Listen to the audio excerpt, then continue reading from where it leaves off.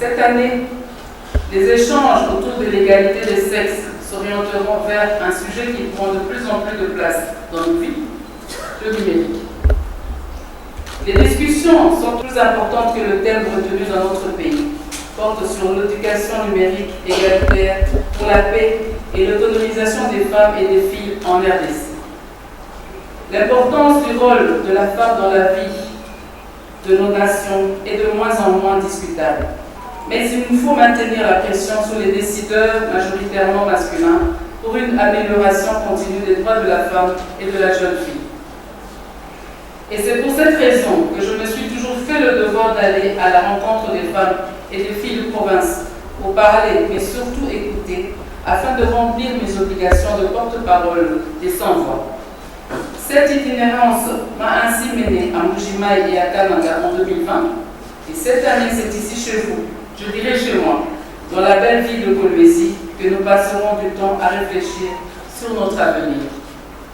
Mesdames et messieurs, la réalité sur le terrain est telle qu'il apparaît clairement que les filles et les femmes sont faiblement scolarisées dans les disciplines qui leur permettraient d'être performantes dans le monde numérique, c'est-à-dire les STEM, acronyme anglais pour sciences, technologie, ingénierie et mathématiques. Cet état de choses fait en sorte que l'écart se creuse encore davantage entre les garçons et les filles, surtout si l'on tient compte aujourd'hui de l'analphabète les plus élevés ou celle qui ne sait ni lire ni écrire, mais plutôt l'inculte face aux nouvelles technologies de l'information et de la communication. Le monde avance à une vitesse effrénée.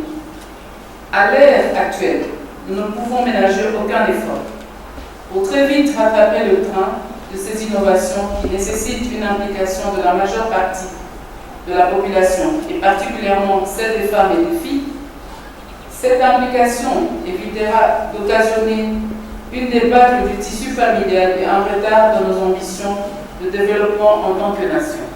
Mesdames et messieurs, distingués invités, comme cela est l'usage lors de chaque journée du 8 mars, je vous renouvelle mon engagement permanent d'accompagner et de soutenir les initiatives visant l'amélioration des conditions de la femme et de la jeune fille, ainsi que leur développement intégral.